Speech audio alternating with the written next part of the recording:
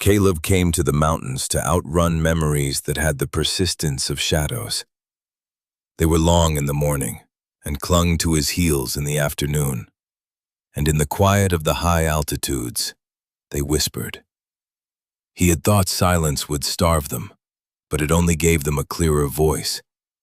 He was a man in his 40s, built of long, lean muscle that had been forged in the hard places of the world, and was now slowly being reclaimed by the patient rhythm of the wilderness. His face was a map of hard sun and harder decisions, creased around the eyes not from laughter, but from a decade of scanning horizons for things that did not belong. He moved with an economy born of discipline, a quiet glide that barely disturbed the forest floor. His uniform never changed, a faded olive field jacket that had shed its military insignia but not its history, a plaid flannel shirt that was soft with wear, cargo pants, and a pair of leather boots whose soles knew the language of rock and root. Strapped to his wrist was a military-issue watch, its face scratched, its ticking a steady, indifferent counterpoint to the frantic beat of his own heart in the moments he could not outrun. His world was carried on his back in an Eberly stock half-track pack, a piece of gear as stubborn and reliable as he was. His only companion was Ghost, a German shepherd whose muzzle was turning a dignified gray.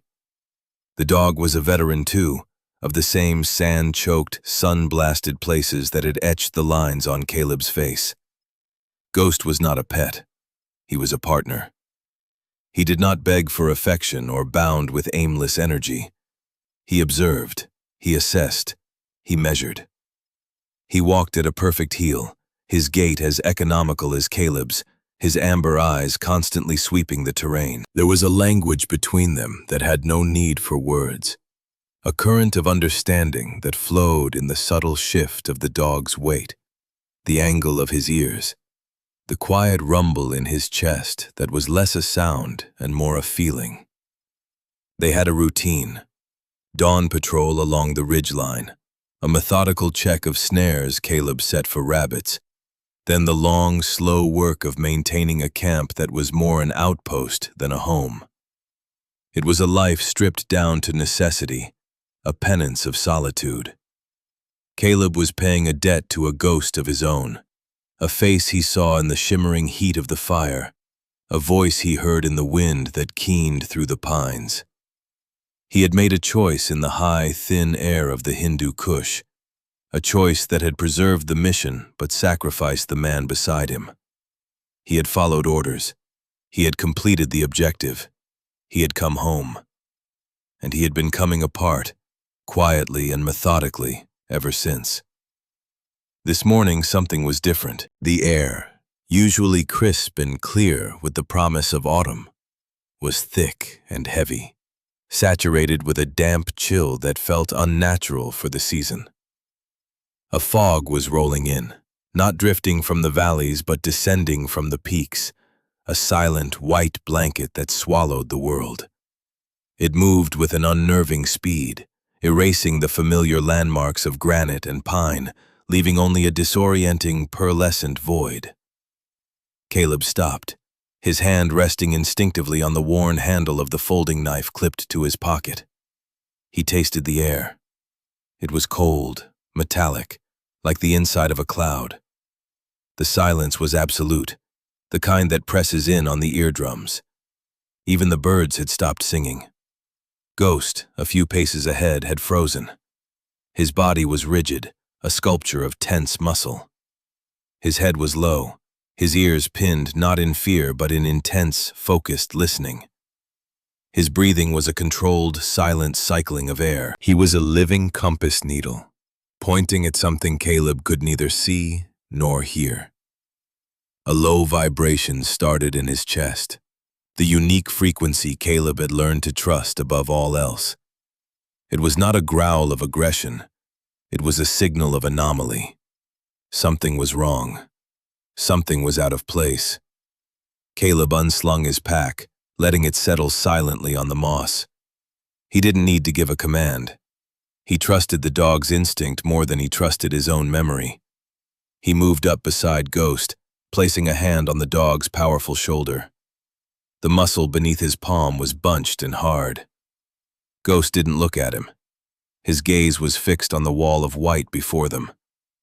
Slowly, deliberately, Ghost broke his stance. He did not return to Caleb's side. He moved forward, into the fog, his paws making no sound on the damp earth. He was not exploring. He was following a thread. After a dozen paces, he stopped and looked back, his form already beginning to dissolve into the mist. It was an invitation, and the summons. Caleb followed.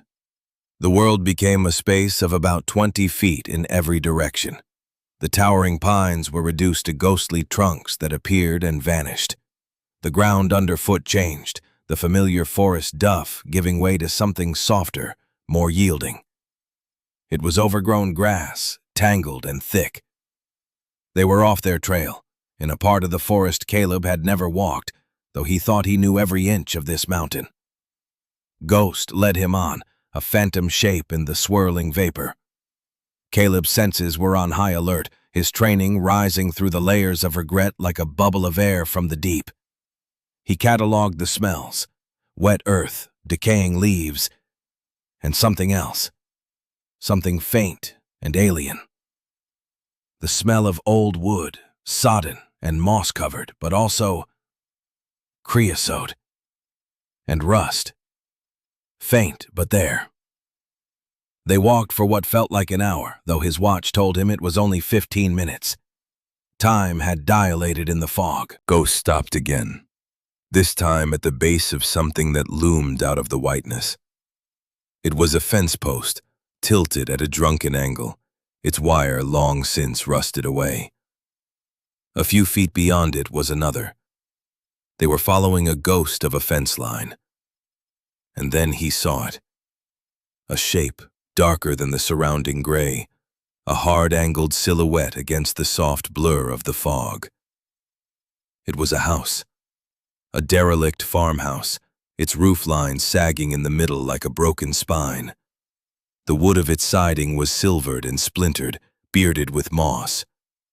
The windows were dark, empty sockets, though a few panes of glass miraculously remained, clouded with grime. It was impossible.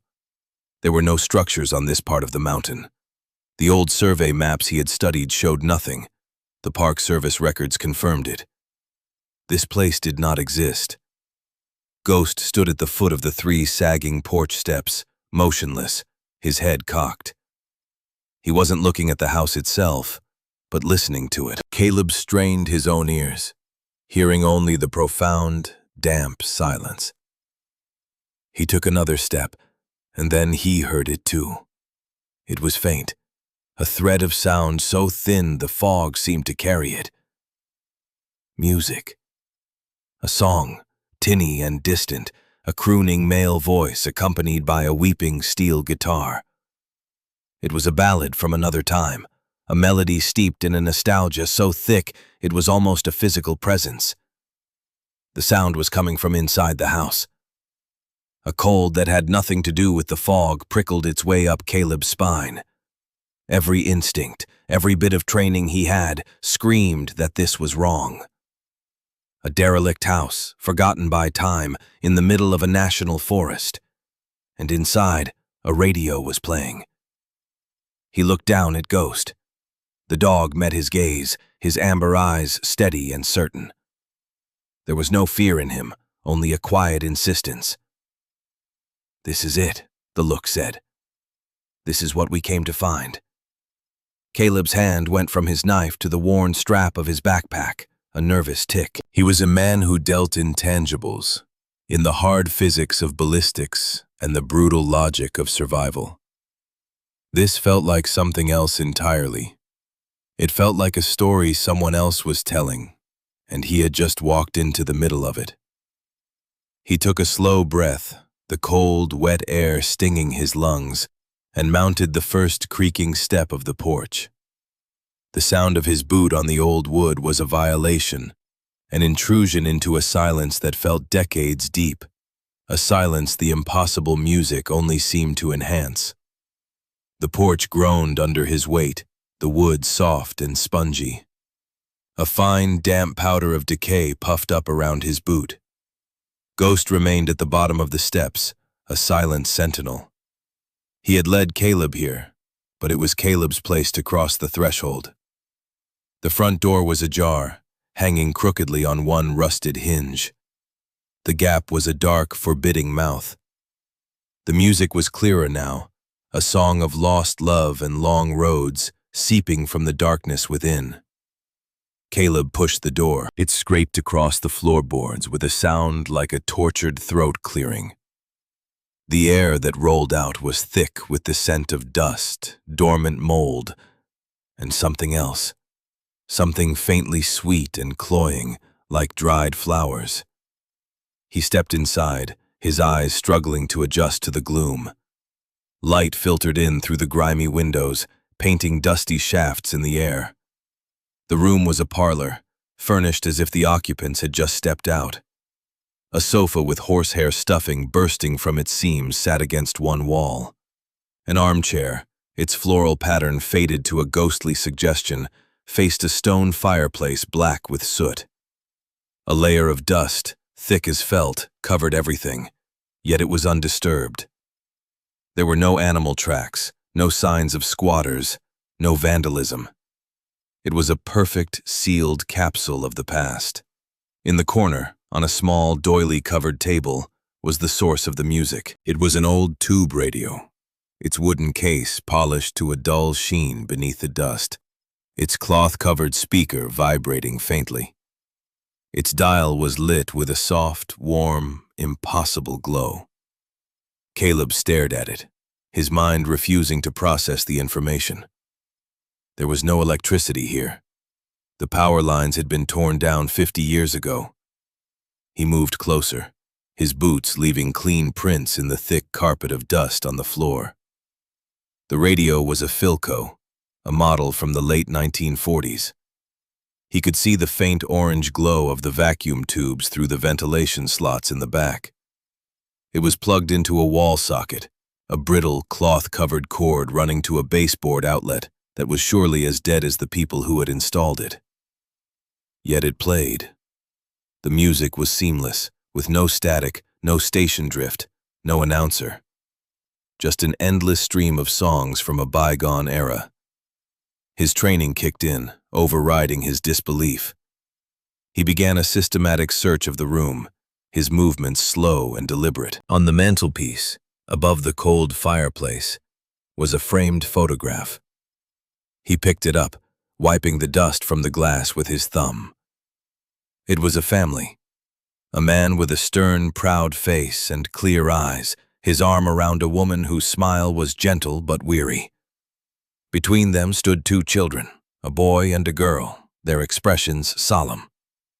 They were dressed in the simple, sturdy clothes of the 1950s.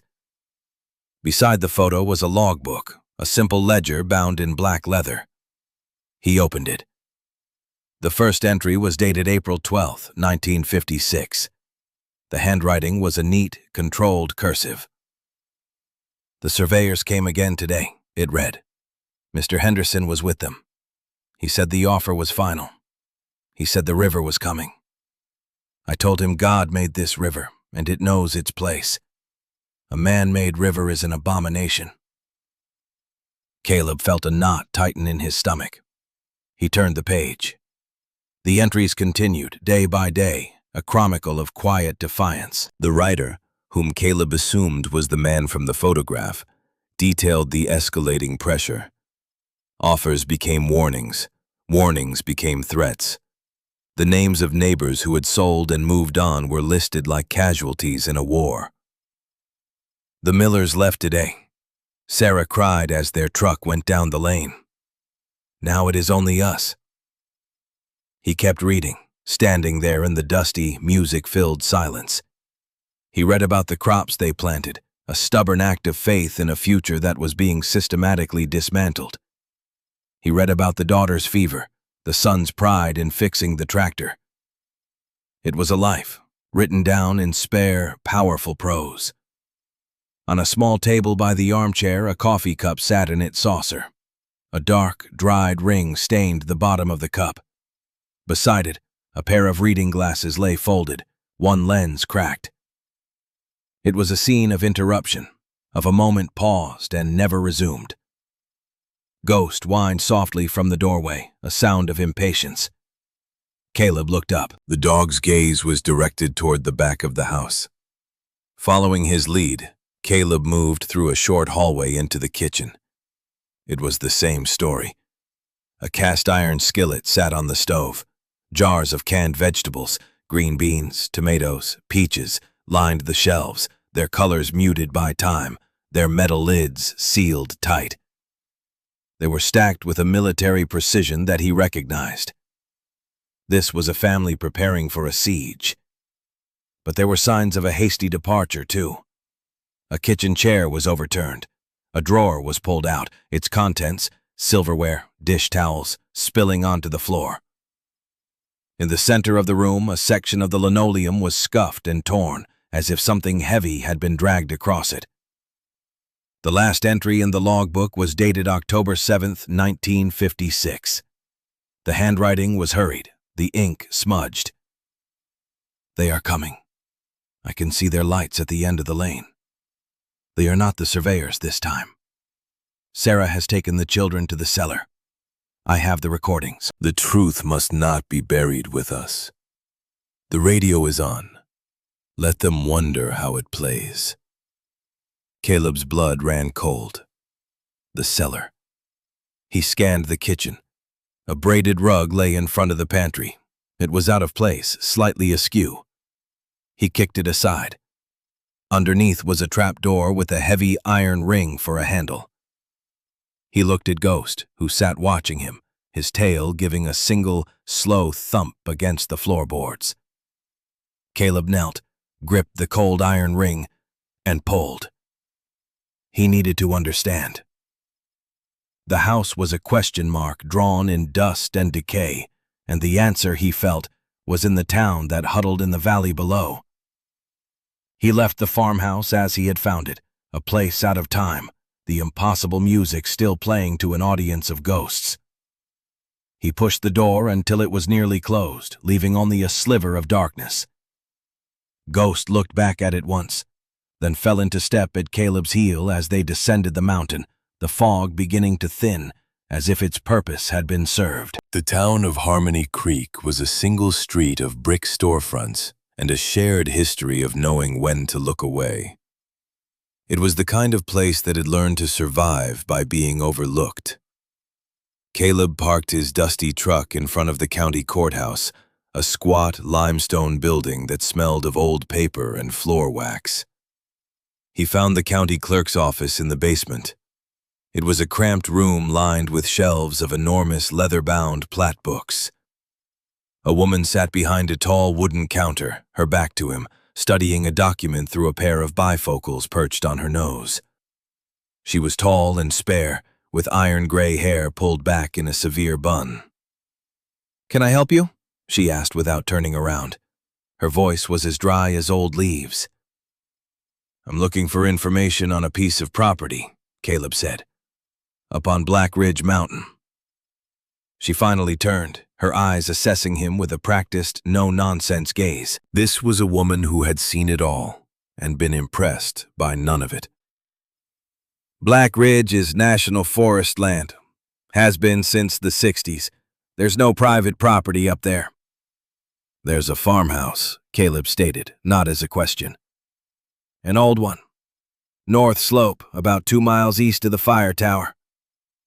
The woman, whose nameplate read Sarah Jenkins, county clerk, took off her glasses and cleaned them with a cloth. It was a gesture of deliberate patience, giving her time to study him. "You a hiker?" "Something like that."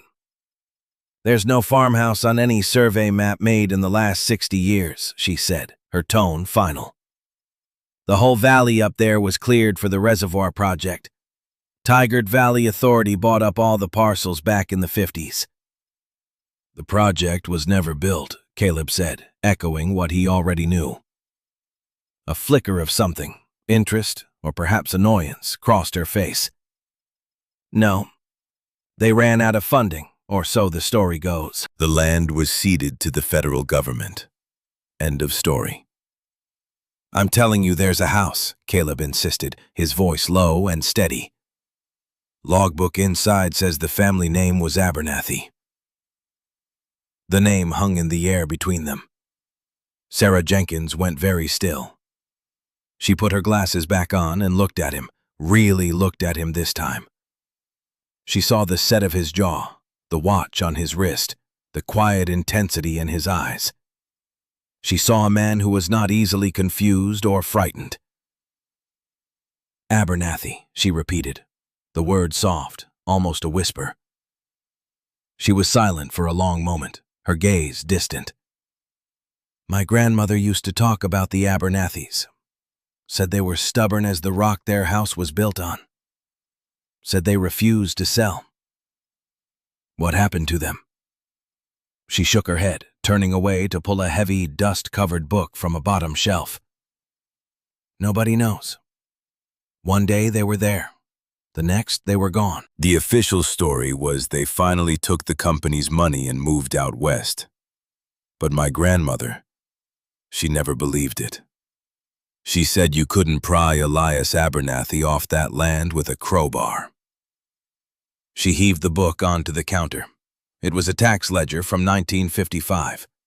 She flipped through the brittle, yellowed pages, her finger running down a list of names. She stopped. Abernathy, Elias, parcel 73B, 120 acres. She tapped the page. Paid in full. Every year. She then pulled another ledger, this one from 1957.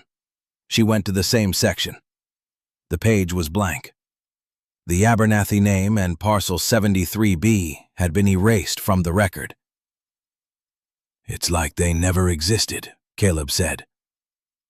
Some things it's easier to forget, Jenkins replied, her voice carefully neutral. But her eyes told a different story. She closed the book. If you're serious about this, there's one person you should talk to. Dr. Eris Thorne. He's the local historian, retired professor from the State University. He's made the Tigard Valley displacements his life's work. He can be intense. Where do I find him? He lives in the old schoolhouse on the edge of town, she said, writing an address on a slip of paper. And a word of advice, she added, sliding the paper across the counter. Dr. Thorne doesn't like his time wasted. But if you really found the Abernathy house, he's been looking for it his whole life. The old schoolhouse was exactly that, a red brick building with tall, arched windows, now crowded by overgrown lilac bushes. The bell tower was silent, home to a flock of pigeons. Caleb knocked on the heavy oak door. It was opened by a man who seemed to be made of tweed and nervous energy. Dr. Eris Thorne was in his late 70s, with a wild mane of white hair and eyes that burned with a fierce academic passion behind thick spectacles. His study was an organized chaos of books, maps, and filing cabinets. Yes, he asked, his tone impatient. Ranger Jenkins sent me, Caleb said. I have some questions about the Tigard Valley Authority. Thorne's eyes narrowed. I've written 3 books on the subject. I suggest you read them. He began to close the door. I found the Abernathy house, Caleb said quietly. The door stopped. Thorne stared at him, his mouth slightly agape. You what? It's still standing. There's a radio on inside. Thorne's academic shield crumbled. He grabbed Caleb by the sleeve of his field jacket, his grip surprisingly strong, and pulled him inside. Where? Show me on a map. Describe it. Everything. For the next hour, Caleb recounted everything he had seen, Thorne listening with an intensity that bordered on manic. The historian paced, he scribbled notes, he pulled down maps and cross-referenced them with old surveys. He was a man possessed. It all makes sense, Thorne said, his voice trembling with excitement. the company, Consolidated Power and Dam, their reservoir project was a complete sham. I've always known it. The geological surveys never supported a dam in that valley. It was a front, a massive, illegal land grab to secure mineral rights they had discovered through covert surveying. They used eminent domain, a tool of public good, for private greed. He slammed his hand down on a stack of papers. They bought out hundreds of families for pennies on the dollar, threatening them with the specter of a flood that was never coming. But Elias Abernathy, he was different. He was a decorated veteran of the Second War, a man who understood surveying and hydrology. He knew the project was a lie, and he had the evidence to prove it. He refused to be intimidated. The logbook mentioned recordings, Caleb said. Thorne froze, his eyes wide. Recordings? My God. The man was meticulous. He documented everything. If those recordings exist, they're the smoking gun. The proof of conspiracy, fraud, and whatever happened to that family. I found a trapdoor in the kitchen, Caleb said. In the cellar. Thorne gripped his arm again. You must go back. Those tapes, they could rewrite the history of this entire region. They could bring justice to those families, even after all this time. His expression turned grim. But you must be careful. Consolidated Power is now a global conglomerate called Atria Development. They have a long memory and very deep pockets. If they get wind of this, they won't send surveyors. They'll send lawyers and men who are paid to make problems disappear. The same way they did 60 years ago. The weight of it settled on Caleb. This was no longer just a mystery. It was a responsibility. It was a truth that had been buried alive and was crying out from the ground. It was the kind of mission he thought he had left behind, a fight for people who couldn't fight for themselves. He looked at Thorne, the old historian's face alight with a righteous fire, and he nodded. He would go back. The mountain felt different on his return. It was no longer a refuge. It was a battleground. The air was charged with the weight of the secret it held. Caleb moved with a new purpose, Ghost pacing him, the dog's senses seemingly tuned to the same grim frequency. Back at the farmhouse, the music still played its lonely melody. Caleb didn't hesitate. He went straight to the kitchen, pulled aside the rug, and lifted the heavy trapdoor. A wave of cool, musty air rose to meet him, smelling of damp earth and stone. He clicked on his flashlight, the beam cutting through the darkness to reveal a set of steep stone steps leading down. Stay, he said to Ghost. The dog sat, his eyes fixed on the black square of the cellar entrance, a silent guard. Caleb descended into the cold. The cellar was small, with stone walls and a hard-packed dirt floor. Shelves lined one wall, holding more jars of preserves, a testament to a faith that had gone unanswered. In the center of the room was a small wooden table and a single chair. And on the table, covered by a heavy oilcloth, was a stack of metal footlockers. He ran his light over them. There were 3. 2 were unlocked. He opened them. They were filled with files, letters from lawyers, counteroffers from the power company, and Elias Abernathy's own detailed geological surveys that refuted the company's claims. It was a mountain of evidence, a one-man war fought on paper. The 3rd footlocker was smaller, and it was locked with a heavy padlock.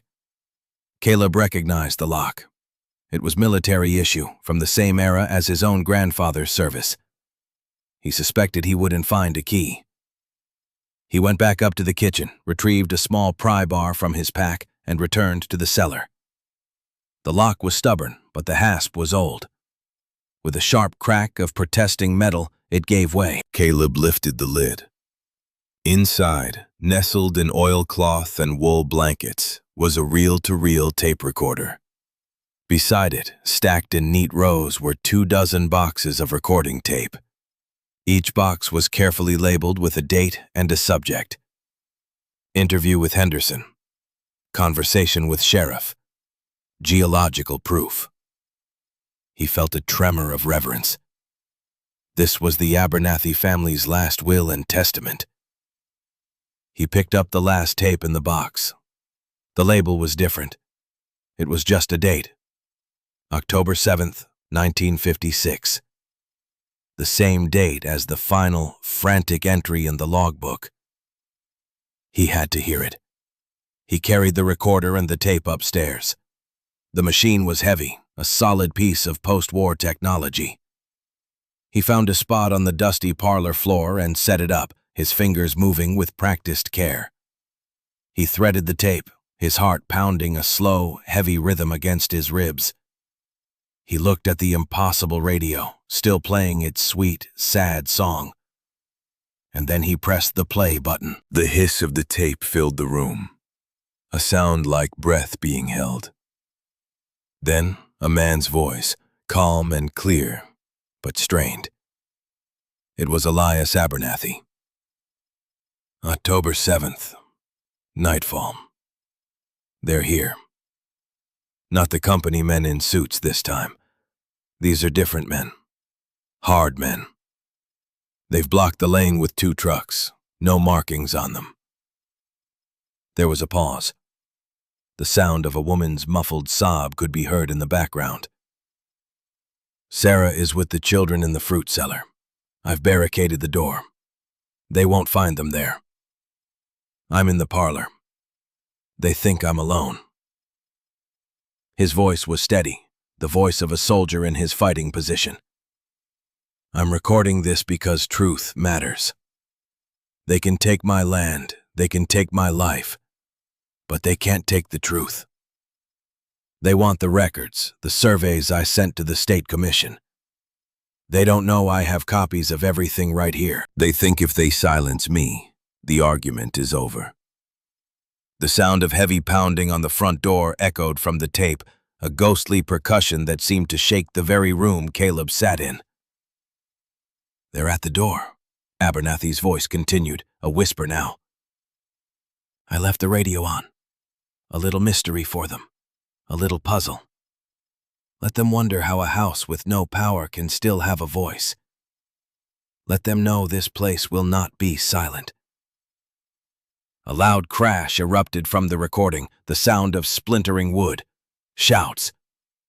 Then, the tape went dead. Caleb sat back on his heels, the silence in the room now heavier than ever, broken only by the crooning singer on the radio. He finally understood. The radio wasn't a ghost. It was a message.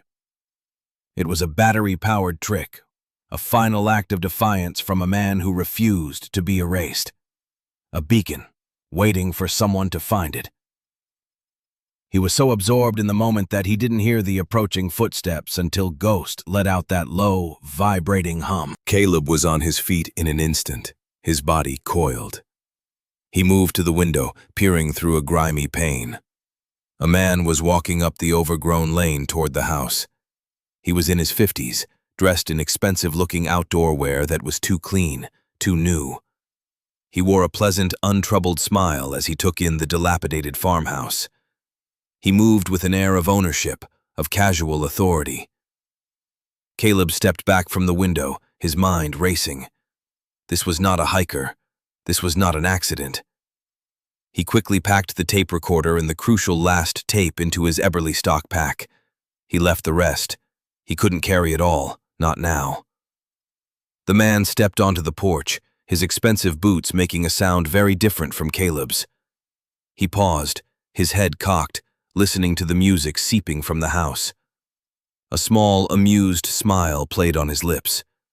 He saw the partially open door and, without knocking, pushed it open and stepped inside. Hello? He called out, his voice smooth and confident. Quite the discovery, isn't it? Caleb stood in the center of the parlor, his pack on his back, Ghost sitting rigidly at his side. He said nothing. The man's smile didn't falter. He took in the scene: Caleb, the dog, the disturbed dust on the floor. His eyes, a placid blue, were sharp and intelligent. They missed nothing. "Forgive my intrusion," the man said, extending a hand that Caleb made no move to take. "My name is Arthur Wallace. I'm with the Atria Heritage Trust. We're in the process of acquiring and assessing historical properties in this region for preservation." He finally lowered his hand, his smile unwavering. "You're a long way from any registered properties," Caleb said, his voice flat. "Ah, yes. This one is a special case, an unrecorded gem. We only recently became aware of its existence through some old corporate archives. It's our job to reclaim it. Ensure its contents are handled with the proper care." The words were smooth, bureaucratic, and utterly false. Atria Heritage Trust, a subsidiary of Atria Development. Dr. Thorne's warning echoed in Caleb's mind. "Reclaim it from what?" Caleb asked. Wallace chuckled, a pleasant, disarming sound.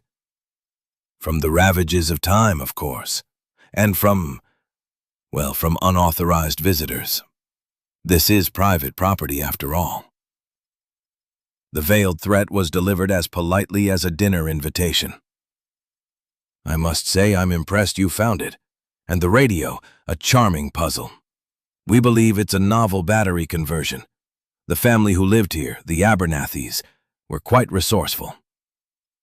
He was trying to control the narrative, to minimize the discovery, to frame it as a quaint historical curiosity. He was sanitizing the crime scene.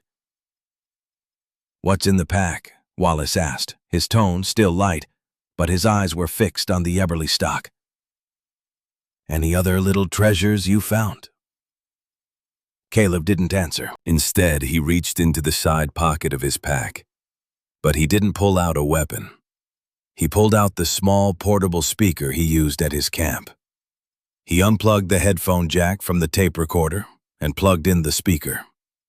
He rewound the tape for a few seconds, then pressed play. Elias Abernathy's voice, tinny but clear, filled the dusty room once more. "They're at the door. I left the radio on, a little mystery for them, a little puzzle. Let them wonder how a house with no power can still have a voice. Let them know this place will not be silent." The pleasant smile vanished from Arthur Wallace's face. It didn't fall. It was retracted, like a mask being pulled away. What was left was cold, hard, and utterly devoid of warmth. The placid blue of his eyes turned to ice. "That recording is out of context," he said, his voice losing its smooth cadence, becoming clipped and precise. "It's a piece of family lore, misinterpreted. It has no legal standing." "It sounds like testimony to me," Caleb said. "You are trespassing on property owned by my client," Wallace stated, dropping the pretense of the Heritage Trust. "The contents of this house, including any recordings found within it, are legally theirs. I am asking you formally to hand over that device and the tape." Caleb stood his ground, the silence stretching between them. Ghost had not moved a muscle. He was a coiled spring, his entire being focused on Wallace. His lips were drawn back from his teeth in a silent snarl that exposed the formidable length of his canines. Wallace's gaze flickered to the dog, and for the first time, a hint of genuine unease showed in his eyes. He took an involuntary half-step back. "The dog is not necessary," Wallace said, his composure strained. Suddenly, a low, guttural growl rumbled from Ghost's chest. It was not loud, but it resonated in the small room, a sound of absolute, controlled menace. It was a promise. Wallace's mask of civility was gone. He looked from the dog to Caleb, his face a mixture of fury and calculation. "You are making a grave mistake," he said, his voice low and venomous. "You have no idea what you are interfering with. I will be back, and I will have a court order, and I will have the authorities." He turned and walked out of the house, his movements stiff and angry. Caleb watched him go, then knelt and placed a hand on Ghost's head. The growling stopped, but the tension in the dog's body remained. The first move had been made. The polite threat had been delivered. And Caleb knew, with a certainty that settled like a stone in his gut, that the next time Wallace came back, he would not be alone, and he would not be asking. Wallace was true to his word. He returned the next morning. Caleb had spent a tense, sleepless night in the farmhouse, the impossible radio his only companion, Ghost, a vigilant shadow at the door. He'd listened to more of the tapes, each one a nail in the coffin of Atria's lies. He heard the voices of a family under siege, their hope slowly eroding, but their resolve hardening. It was a story he understood too well. The sound of engines reached him first, a low growl that was an ugly counterpoint to the mountain's silence. Through the grimy window he saw them. 2 large trucks, the kind used by construction or survey crews, were grinding their way up the overgrown lane. Wallace was in the passenger seat of the lead vehicle. Beside him was a driver, and in the back of the trucks were 3 other men. They were dressed in work clothes, but they moved with a kind of coordinated purpose that was not typical of a survey team. One of them, a younger man, had the unmistakable bearing of a former soldier. As if on cue, the weather began to turn. The sky, which had been a clear, sharp blue, was now being consumed by bruised-looking clouds rolling in from the west. The wind picked up, rattling the few remaining panes of glass in their frames, its voice a low moan around the eaves of the house. A storm was coming, a physical manifestation of the conflict that was about to unfold. Caleb secured the tapes and the recorder deep inside his pack. He was not a fool. A direct confrontation was unwinnable and stupid. His plan was to fade back into the forest, to use the terrain he knew as his shield, and get the evidence to Sarah Jenkins and Dr. Thorne. He was a ghost, and it was time to disappear. He slipped out the back door of the farmhouse, Ghost at his heels. The wind was whipping the trees now, tearing leaves from their branches. The air was electric. He moved quickly, using the cover of a crumbling stone wall that marked the edge of what was once a garden. His objective was the dense tree line, 100 yards away. "There he is!" a voice shouted. He had been spotted.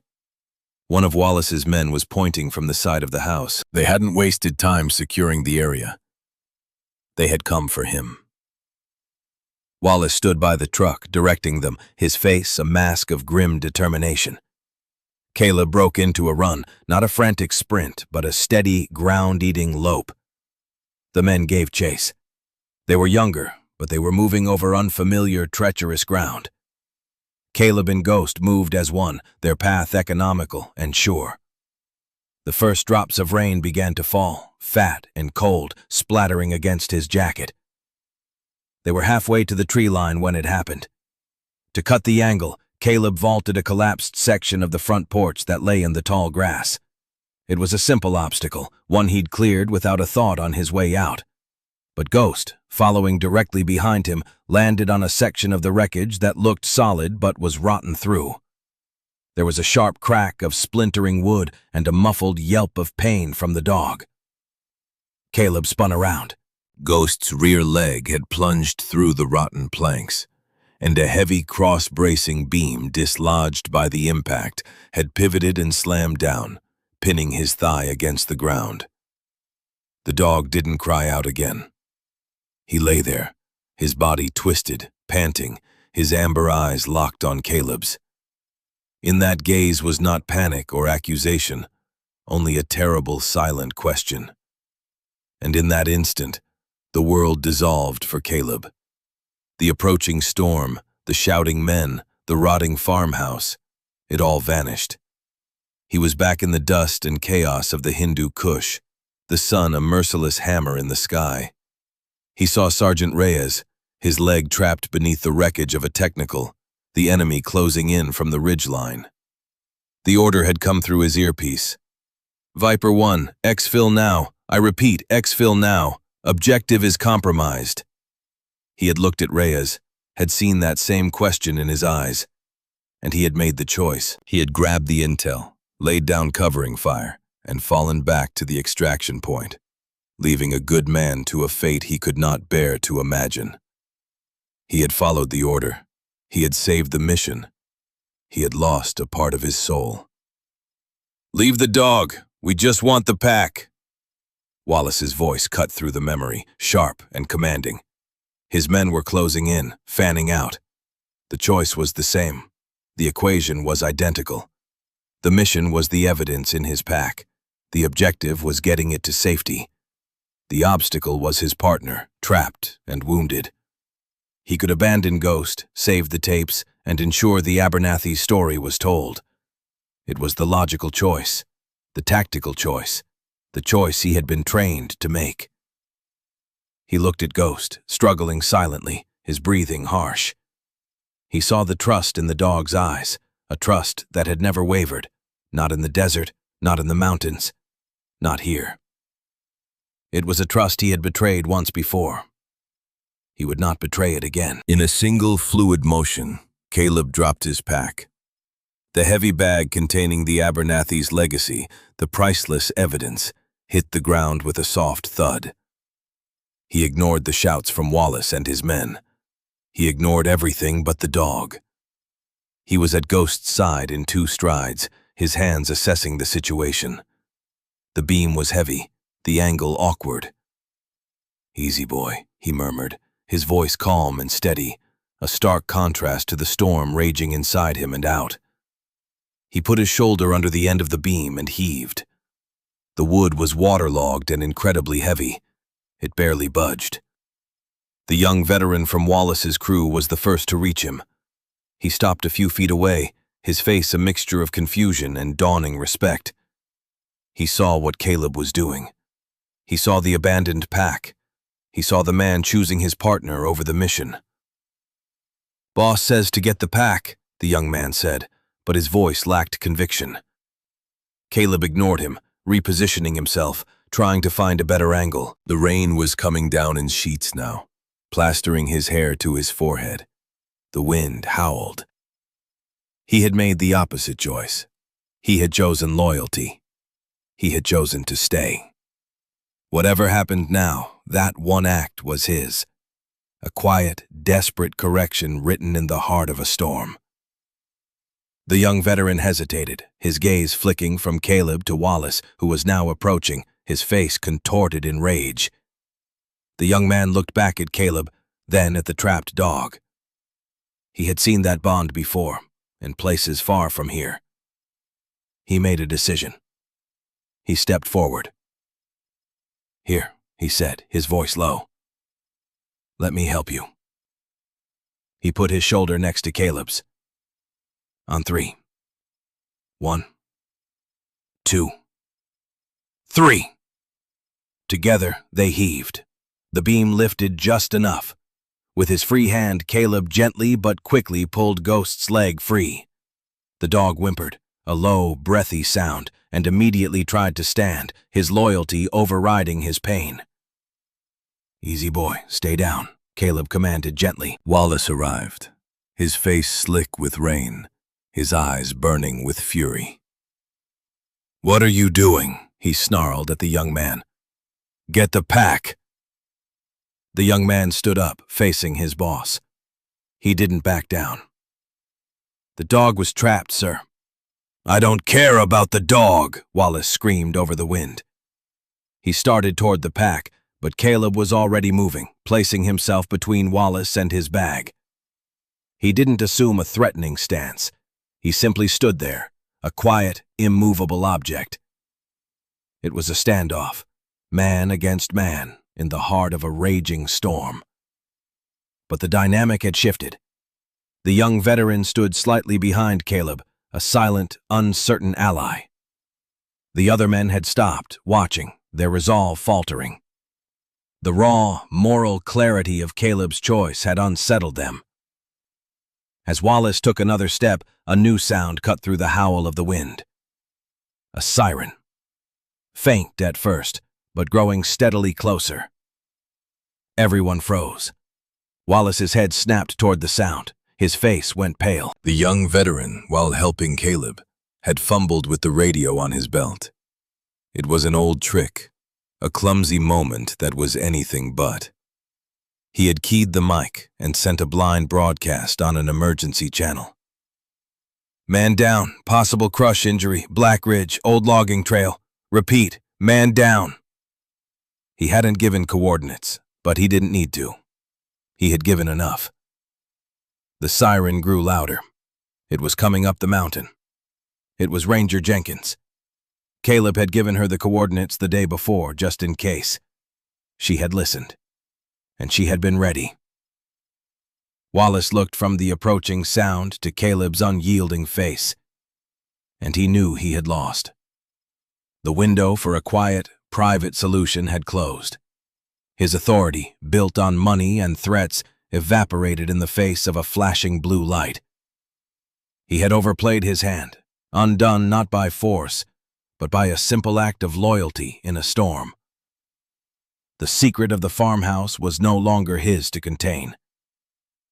The morning after was unnaturally calm. The storm had scrubbed the air clean, and the sky was a deep, placid blue. The mountains seemed to breathe a sigh of relief. Where Wallace's trucks had stood, there was now a Park Service vehicle and a county sheriff's car. Yellow tape, stark against the green and brown of the forest, cordoned off the farmhouse and the surrounding area. The place was now an official scene, protected. Ranger Sarah Jenkins stood near the porch, talking quietly with a sheriff's deputy. She looked over as Caleb approached, Ghost limping softly at his side.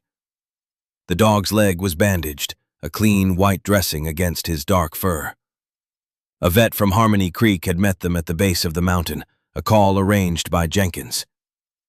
"He's a tough old soldier," Jenkins said, nodding at Ghost. "He is," Caleb agreed. There was no sign of Wallace or his men. They had been escorted off the mountain the night before, their polite fiction collapsing under the weight of formal questions from law enforcement. The contents of Caleb's pack, the tapes and the logbook, were now evidence, logged and sealed. The Abernathy's story was finally in safe hands. "Dr. Thorne is on his way up," Jenkins said. "He cried on the phone when I told him. Said he's been waiting 60 years for this day. The State Attorney General's office has already been in touch. It seems the mineral rights Atria was after are under land that was never legally acquired. This is going to be significant."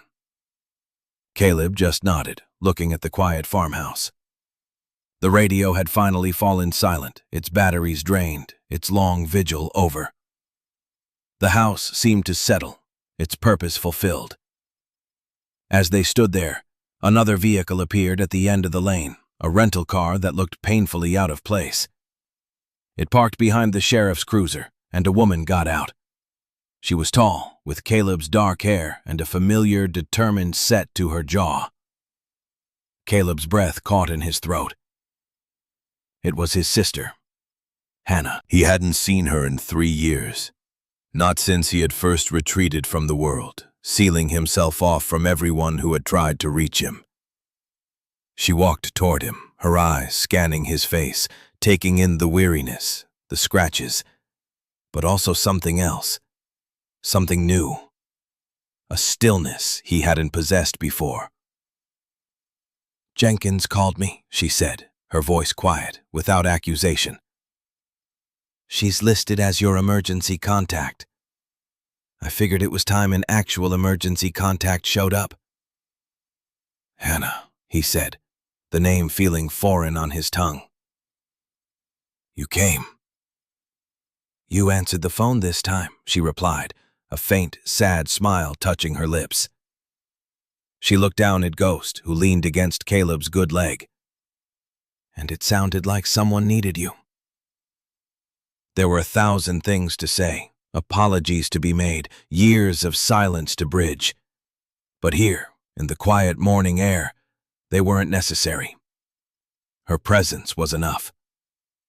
It was the beginning of a reconnection he thought was lost forever. He had spent years running from his past, and in finally choosing to stand his ground for someone else, he had inadvertently opened the door for his own family to find him. Later that day, after giving his formal statement, Caleb sat on the tailgate of his truck, watching the forensics team carefully documenting the contents of the house. He had a small new notebook on his knee, the kind he used to use for mission debriefs.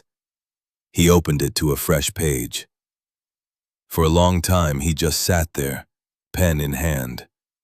Then he began to write. He wasn't writing about the Abernathys or Wallace or the storm. He was writing about Sergeant Reyes. He wrote down his name, his rank, and everything he remembered about his laugh. It wasn't an excuse or a justification. It was just a bearing of witness, an acknowledgement of a debt that could never be paid, but could now, finally, be properly honored. Jenkins found him there. "The Abernathy land will be designated a state historical site," she said. "Dr. Thorne is already putting together a foundation. Their story won't be forgotten again." She paused, looking out at the mountains that rolled away to the horizon. "We're expanding our search and rescue operations. With all this new protected land, we'll need experienced people, especially someone who knows how to work with a partner."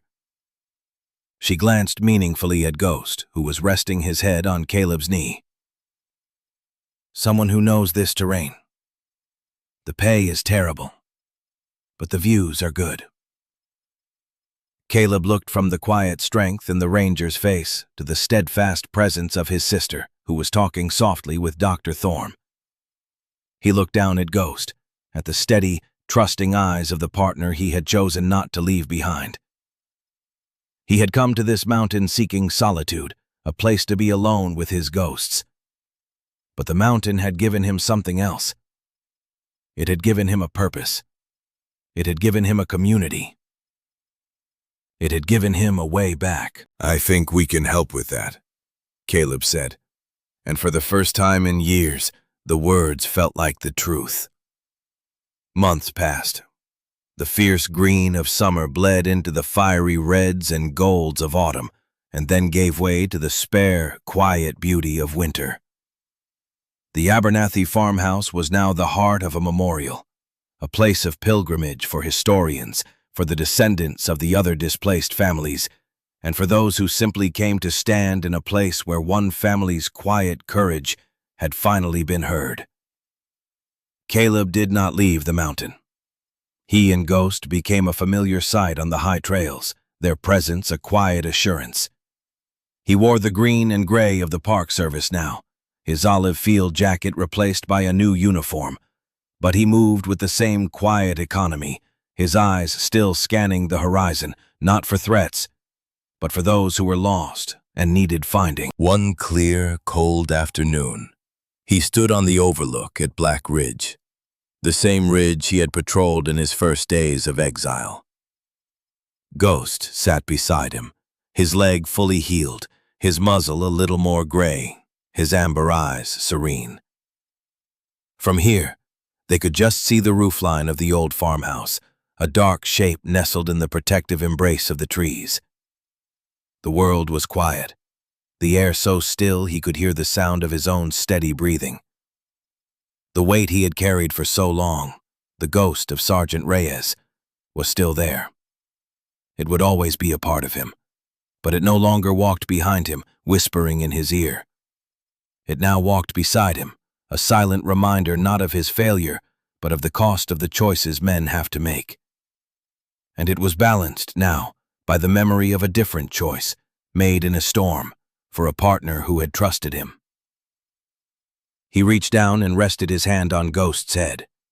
The dog leaned into his touch, a simple, profound gesture of communion. They were a team, Partners. Here, in the vast, patient silence of the mountains, they were home. He had come here to disappear, to become a ghost himself. Instead, he had been found. He had learned to stay, and in the quiet aftermath, he had found a measure of peace, as clear and as bracing as the winter air.